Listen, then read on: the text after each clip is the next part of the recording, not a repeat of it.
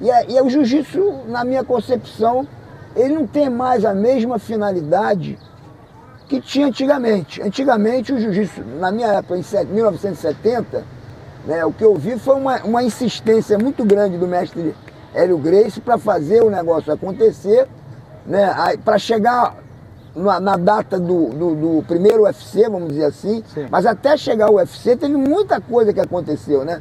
O jiu-jitsu foi conhecido pela maioria das pessoas depois do UFC.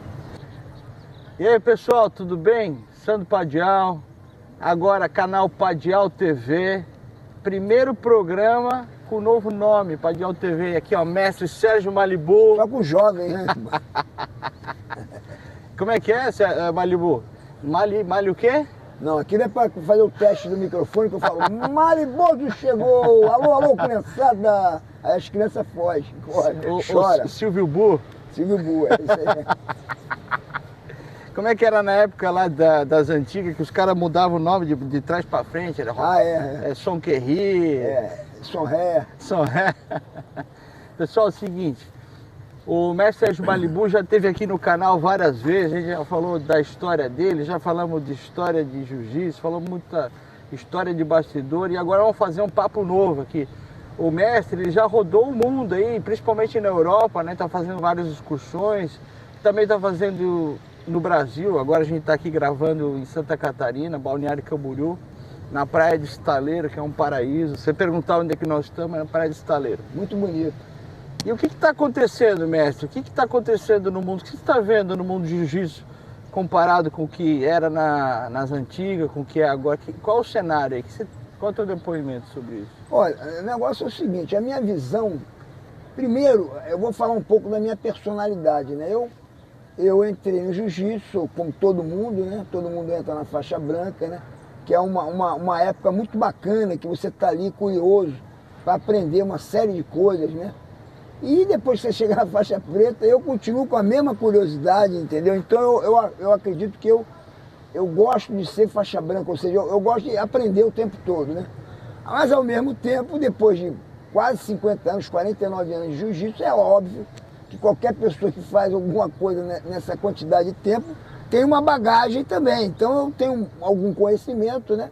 Vou ser modesto, algum conhecimento, né? de quase 50 anos, e eu acho que tem muita coisa para aprender ainda. Então eu procuro tá sempre tentando chegar perto da atualidade, do que está acontecendo hoje, claro que com as possibilidades do meu corpo, né? Tem coisas que eu não tenho condições mais de fazer, mas eu tento sempre evoluir, né? E o jiu-jitsu, na minha concepção, ele não tem mais a mesma finalidade que tinha antigamente. Antigamente o jiu-jitsu, na minha época, em 1970, né, o que eu vi foi uma insistência muito grande do mestre Hélio Gracie para fazer o negócio acontecer, né, para chegar na data do primeiro UFC, vamos dizer assim. Sim. Mas até chegar ao UFC teve muita coisa que aconteceu, né? O jiu-jitsu foi conhecido pela maioria das pessoas depois do UFC. Né, mas antes do UFC, que começou no final de 93, quase 94, se eu não me engano foi em novembro de 93, né, que começou a ser apresentado pelo mundo, até 93, né, aconteceu muita coisa, né, nós podemos ganhar desse, podemos ganhar daquele, podemos ganhar do Bruce Lee, podemos lutar com o Mike Tyson. Então aquilo era uma loucura para mim, que vinha do surf, veio aquela credibilidade que eles tinham, né, a família Gracie tinha, né, regida pelo mestre Hélio Gracie. Então eu ali junto daquela turma toda, né, como aluno, é claro, eu vi aquela poderosidade, aquela coragem, né, que os caras tinham.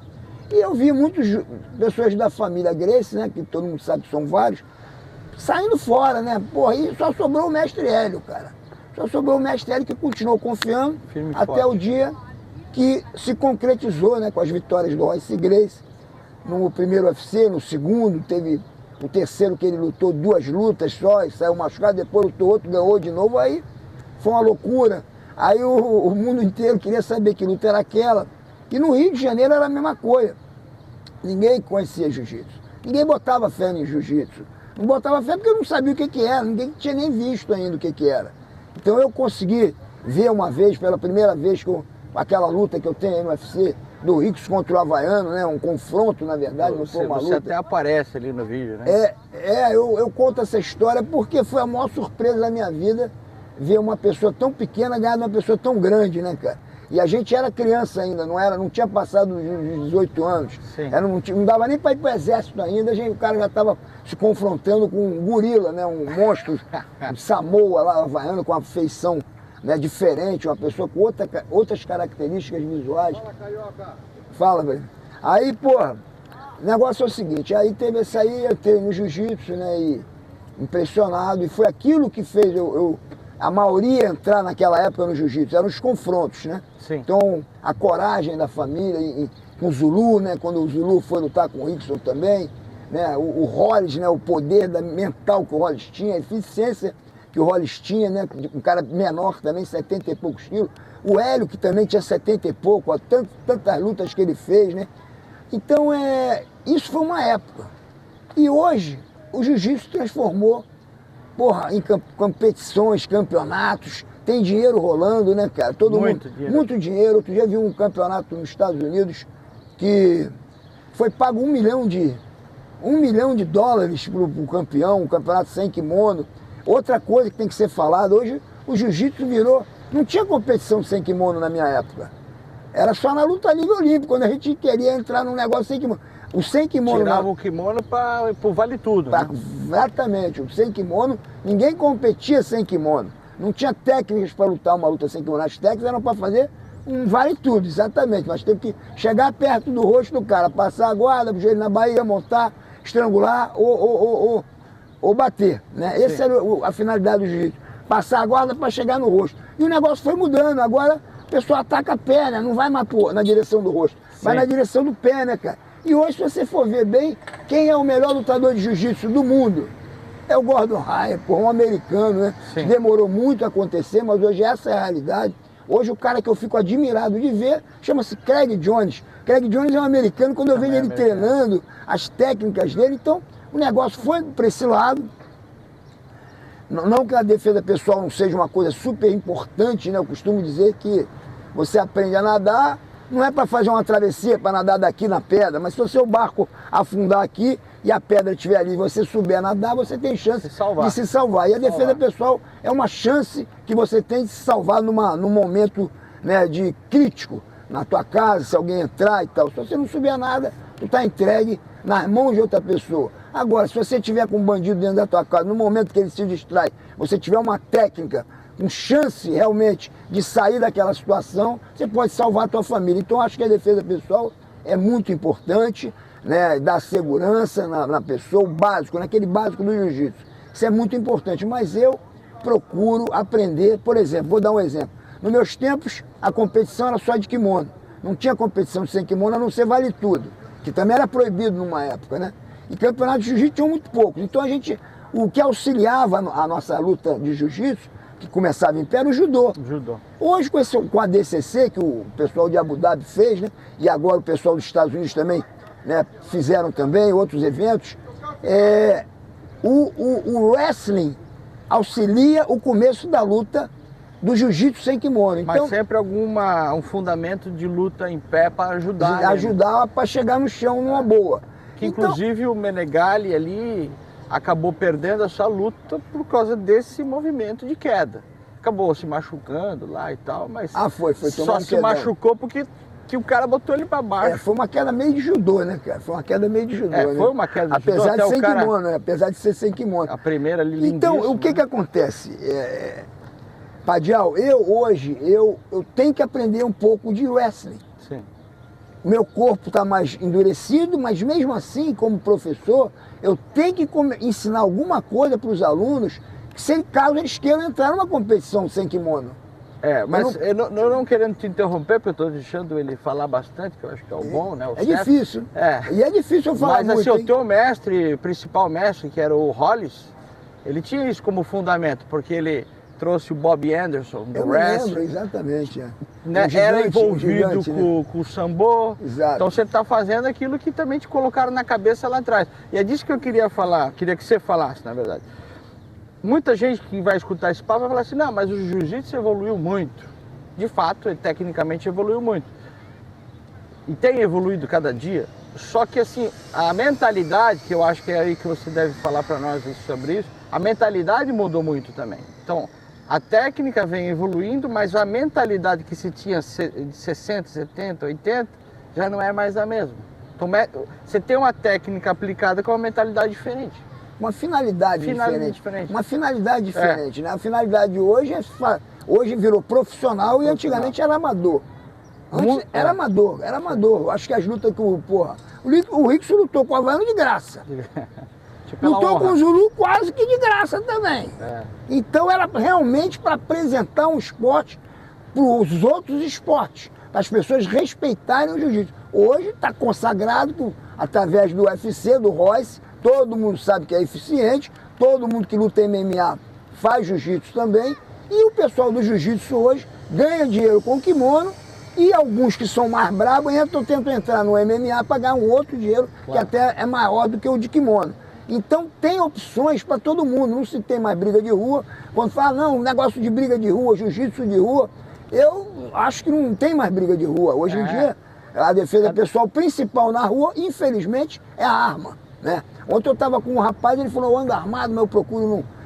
a vida da outra pessoa está na minha mão quando eu estou armado. Eu falei, então para que você anda com arma? Ele falou, não, porque se acontecer alguma coisa, eu nem vou usar arma, porque ele sabia lutar, eu vou usar o jiu-jitsu. Eu falei, mas você sabe lutar, mas um cara que está armado na rua e não sabe lutar, porra, não vai se confrontar com um cara um lutador, por exemplo, um cara armado. Ele não tem uma inteligência emocional para comportar esse negócio. Exato, ele vai tentar se safar. Se você sabe lutar, com certeza a arma seria usada em último caso. Mas se você não sabe lutar, a primeira opção seria a arma. Então acho que a defesa pessoal mais usada hoje na rua é a arma, né, cara? Então, arma de fogo, né? Então, eu acho que a briga de rua acabou a época disso aí. Sim. Eu acho que a época do vale tudo acabou também. Eu acho que hoje é o MMA que está mandando um negócio com regras, com juízes. Todo mundo tem a opção de ganhar dinheiro, tem muita explosão, muito vigor físico. Tem essa oportunidade de ser um profissional, de mudar a vida da pessoa. No jiu-jitsu é a mesma coisa, então a pessoa parte para isso. Não tem mais brigão de rua. Acho que na fase juvenil, vamos dizer, até os 18 anos, é muito importante também, porque tem o tal do bullying, né, cara? Eu acho que o bullying é mais costumeiro na fase juvenil. Então eu sou muito fã do que está acontecendo hoje, dessa evolução. O jiu-jitsu, quando eu era garoto, eu não gostava do negócio. O judô, por exemplo, os caras que tinham mais vigor físico vinham do judô. O malhador forte que andava na rua era o remador. O remador era o cara forte e o judoca era o mais preparado. Hoje os caras do jiu-jitsu estão super bem preparados e não são mais só remadores, malham uns, crossfit, mano. Os caras ficam enormes, cheios de disposição, corda, isso aqui é tudo do crossfit. Então eles malham vários outros tipos, uns funcionais violentos e ficam super eficientes, com vigor físico, casca grossíssima, né, cara? Os caras lutam contra wrestling, contra judoca, com o mesmo vigor físico. E outro dia eu ouvi isso um garoto falando, o pessoal do wrestling se machuca muito, né? Tem uma vida curta. Assim, depois dos 20 e poucos anos, não aguenta mais aquelas ajoelhadas, vapo, igual um trem, né, mesmo? Então eu acho que o jiu-jitsu, o cara se adapta a qualquer situação, tá no sufoco, sai do sufoco, né? Eu vi um garoto falando isso outro dia, que nem o Bruce Lee falava, seja igual água. O lutador de jiu-jitsu, realmente, ele é igual uma água, ele não quer saber, ele acredita no que sabe, tem vigor físico hoje, está preparado. Então hoje eu sou fã do que está acontecendo. Hoje, por exemplo, se eu sou um jovem de 15 anos, o que é jiu-jitsu? Eu vou tocar a internet e vou ver quem?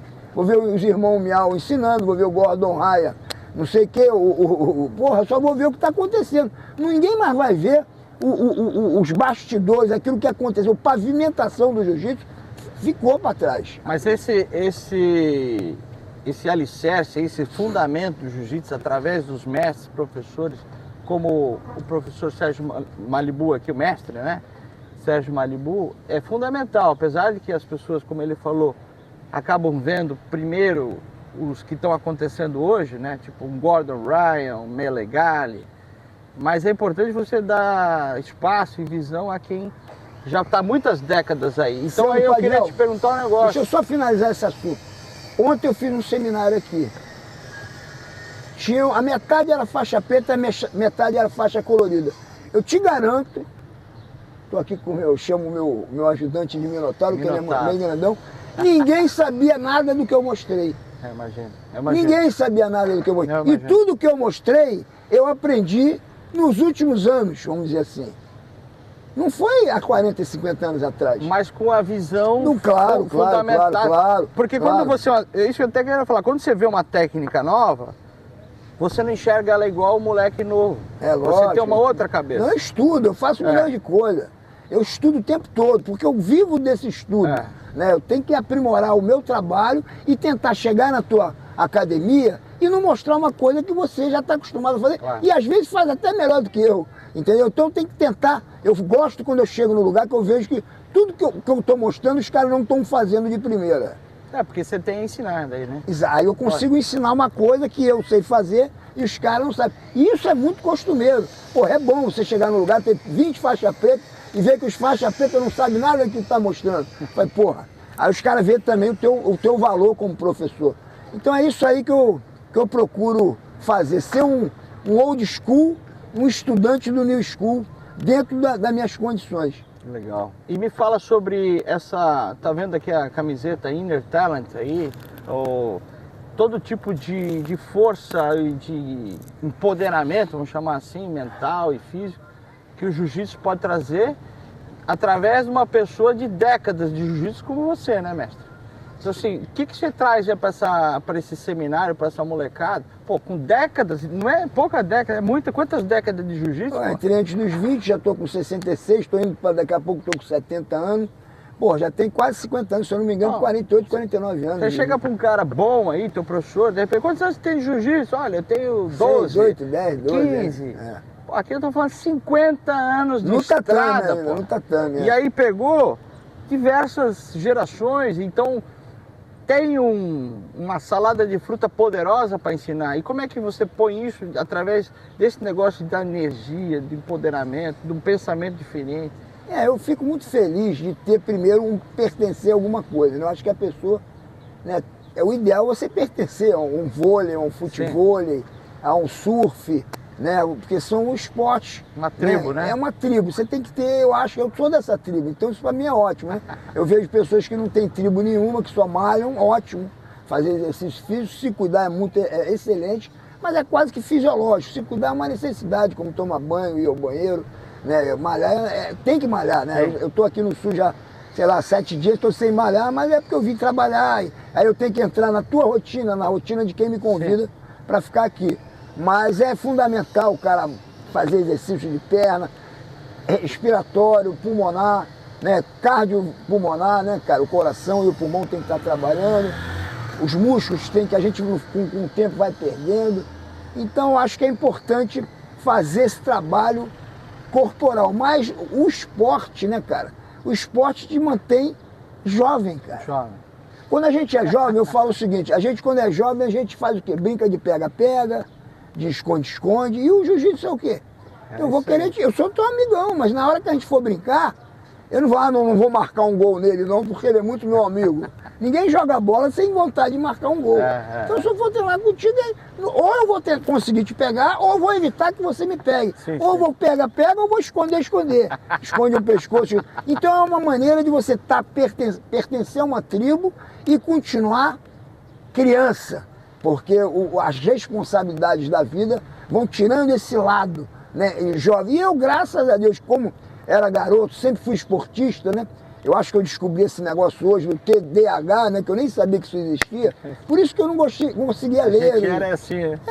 Esse cara é um irresponsável, não gosta de estudar. Eu não gostava não conseguia. E sempre gostei de esporte, né, cara? Foi surf, futebol de praia, bicicleta, subir escada. Qualquer coisa que tem que fazer exercício eu gosto, cara.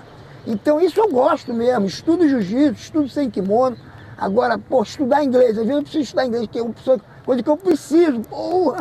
Vai me dando um nervoso, eu sou frio, bicho. Porque, tem que estudar. Então, eu realmente gosto de esporte. Graças a Deus eu gosto de esporte. Pertenço ao jiu-jitsu, né? Aceito também coisas que... Porque é muito comum você ouvir, que nem eu. Muita gente me vê como surfista ainda. Eu não pego onda há 30 anos. Eu fui na Surf Lane e não consegui pegar. Não consegui, porque o ombro, quadril, me impediu que eu Quadril e ombro hoje é um problema, né? Não, é claro, tem que ter problema, rapaz. Já vi vida sem problema. Não, eu já vi tenho, um cara com 50 anos. Eu tenho 47, meu ombro aqui é... Então, é mais uma coisa para eu agradecer a Deus, que tem a máxima, aquela frase, né? Só o jiu-jitsu salva. Porra, o jiu-jitsu tá me salvando. Mas é legal isso, né? Com todas essas questões aí, ombro, quadril, etc., um surf de repente não tá rolando, mas o jiu-jitsu rola, né? Exato, é o que eu tô falando. Rola, né? Só o jiu-jitsu salva por isso. Porque tá me salvando. Eu continuo garotão, pertenço a um esporte. Falei pra minha mulher, liguei pro ortopedista logo depois. Aí o cara falou, meu irmão, não opera. Porque o mais importante na tua vida hoje, o teu ganha-pão, é o jiu-jitsu. Se você operar, pode ser que dê um problema, não faça mais jiu-jitsu. Então eu não vou mexer. O surf eu vou com calma, vou tentar remar, ou eu consigo futuramente, que é ruim, muito ruim desistir, ou eu aceito que eu tenho que agradecer que já fui um bom surfista, já deu. Fiz o que tinha que fazer. Agora o jiu-jitsu está dando ainda, pelo menos para dar aula, treino menos hoje. O mestre Hélio foi até 95 dentro do tatame, né? Exatamente. Eventualmente no tatame, não todo dia, não, mas eu digo nem assim, treinando mais, né? Um estrangulamento. Dando aula. Quando ele queria, ele dava aula. Aquelas dicas valiosas, né? Eu hoje vivo no tatame mesmo, né?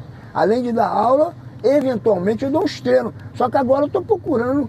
Eu sempre gostei de lutar. Eu lutei até. A minha última luta foi com um cara de 265 libras.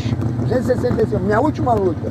Que é uma história muito engraçada, né? Que eu fui. 265 libras dá quantos quilos? 120 e poucos quilos. Porra, tá louco. Foi minha última luta, aos 46 anos. Ele me deu um amasso danado. Eu fui virar de 4, mas não. Fiquei de barriga, né? Tipo aquelas baratas esmigalhadas, né? E eu consegui sair do tatame com a mão, né? Porque o meu peito estava. Só o peito que mexia.